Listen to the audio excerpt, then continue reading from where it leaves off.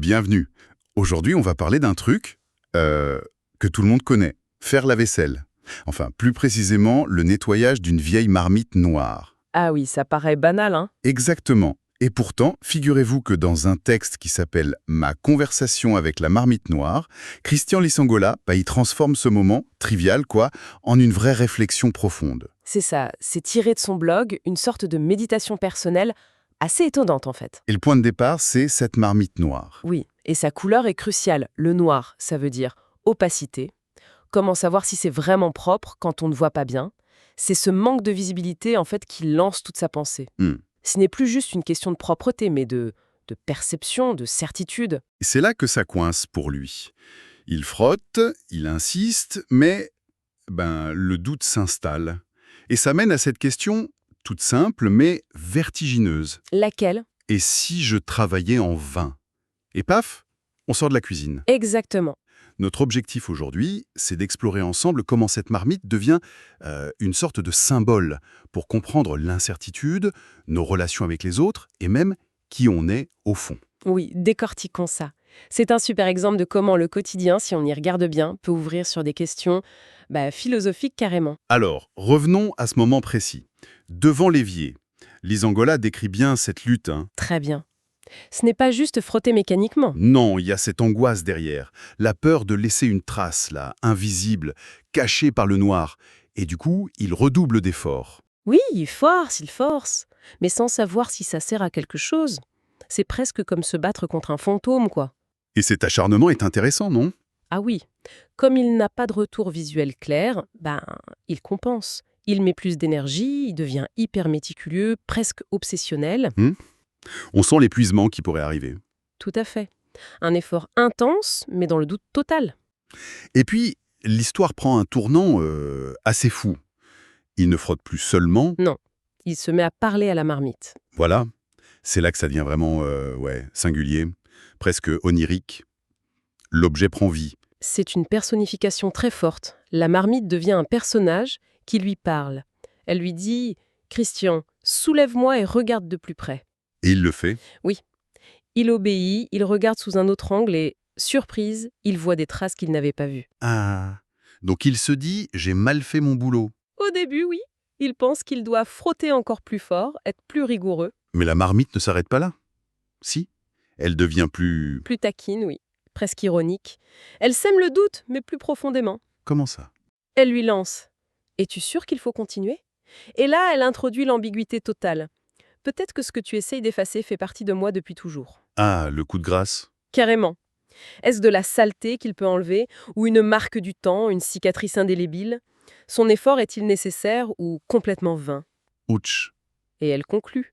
« Tu vois, ma noirceur te trouble ?» Bam! Elle met le doigt dessus. L'opacité rend le jugement impossible. C'est redoutable comme dialogue.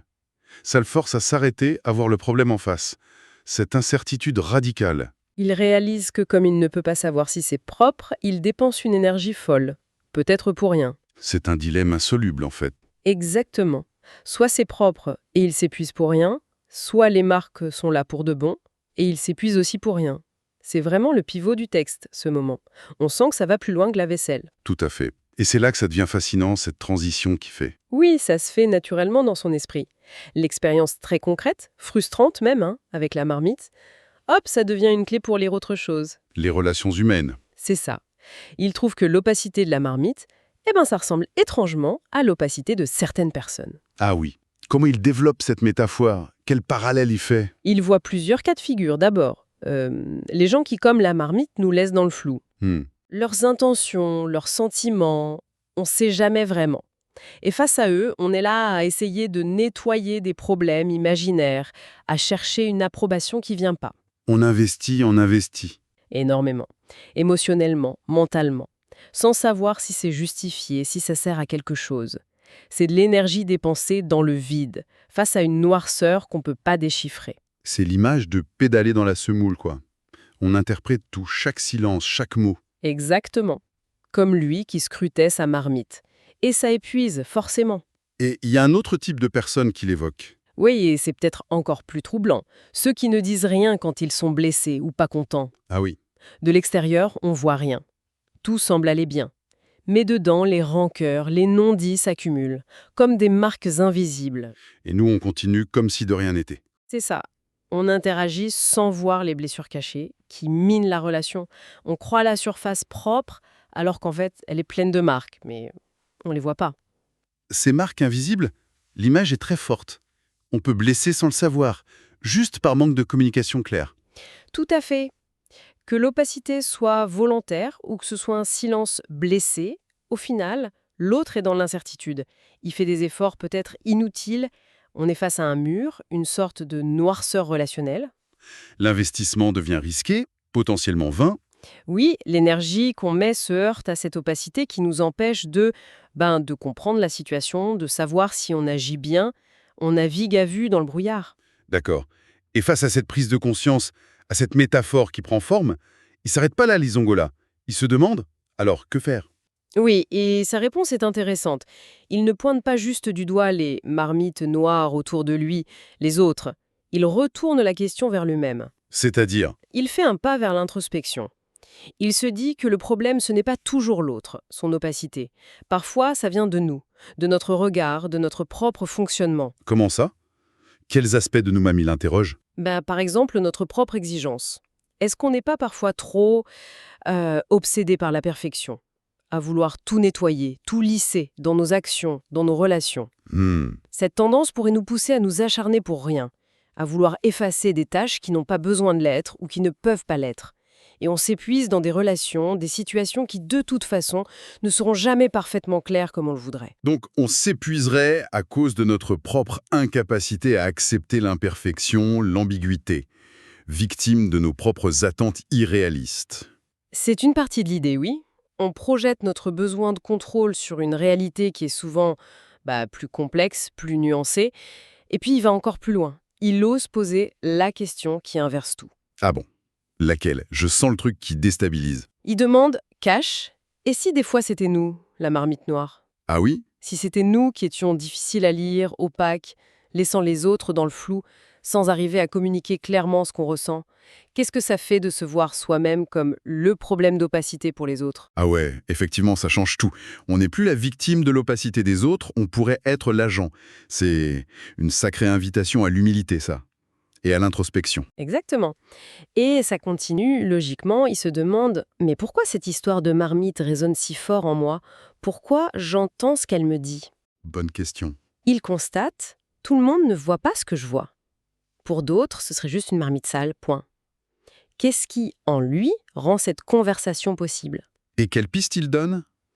Il avance une hypothèse audacieuse, que cette sensibilité à l'opacité de la marmite viendrait d'une affinité profonde, d'une ressemblance cachée. Il pose la question crûment. Et si, en réalité, j'étais moi-même une marmite noire? Waouh! L'idée que sa perception soit une forme de reconnaissance, que l'objet lui renvoie sa propre nature. On est en plein dans l'effet miroir, là. Ce qu'il voit dans la marmite, ce qui le trouble, l'opacité, les marques tenaces, l'ambiguïté, ce serait peut-être juste le reflet de sa propre complexité, de ses zones d'ombre à lui, de ses cicatrices profondes, comme il dit. La marmite comme miroir de son intérieur. C'est ça. Et c'est là qu'il cite l'adage « Seuls les semblables se reconnaissent ». Comment il l'applique ici? Il suggère que c'est parce qu'il connaît lui-même une certaine forme d'obscurité intérieure, des doutes, des blessures, des complexités, qu'il peut comprendre la marmite à ce niveau-là. Ce qui est juste opaque pour un autre, pour lui, c'est en langage familier. Il reconnaît cette nature énigmatique parce qu'il la porte en lui. C'est fascinant comme perspective. La compréhension qui naît de la proximité, de la reconnaissance d'une nature commune, même si elle est complexe ou sombre. Et ça amène une question fondamentale. Faut-il vraiment chercher la transparence à tout prix, s'acharner à tout nettoyer? Ou est-ce que la sagesse, ce serait pas plutôt d'accepter qu'une part de nous, des autres, des relations, restera toujours voilée, opaque? Admettre que certains aspects ne sont peut-être compréhensibles que par ceux qui partagent cette nature de marmite noire, ceux qui connaissent bien cette complexité. Accepter l'opacité, donc. Pas juste la subir, mais l'intégrer. C'est un sacré changement par rapport à notre culture qui valorise tant la clarté et la transparence absolue. C'est une invitation à composer avec l'ombre, oui, plutôt qu'à vouloir l'effacer à tout prix. Une forme de réalisme peut-être, d'humilité face au réel et à l'humain. Et tout ça nous mène à la leçon finale qu'il tire de cette rencontre, matinale et philosophique. Quelle est cette leçon essentielle? Il y en a plusieurs en fait. La première, c'est le discernement. Savoir reconnaître quand l'effort devient vain, quand continuer à frotter ne sert plus à rien, voire devient négatif. Apprendre à lâcher prise, quoi. C'est ça. Savoir identifier le moment où l'acharnement devient juste de l'épuisement stérile. Ne pas confondre persévérance et obstination aveugle. D'accord. Et ensuite? Ensuite, accepter ce qui ne peut être changé.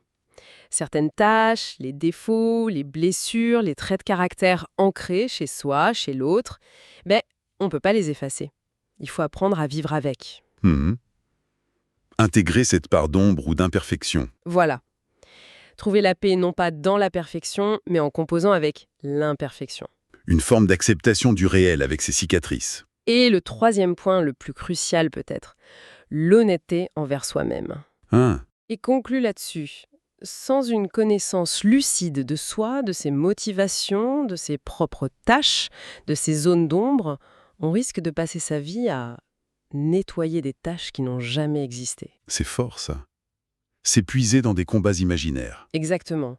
Des luttes nées d'une méconnaissance de soi où on projette sur l'extérieur des conflits qui sont en fait internes. Cette conclusion est puissante, oui. L'introspection, se connaître soi-même, c'est la clé pour éviter cet épuisement vain et pour naviguer plus sereinement peut-être dans ce monde complexe. Tout à fait. Savoir quand agir et quand ne pas agir. C'est vraiment remarquable.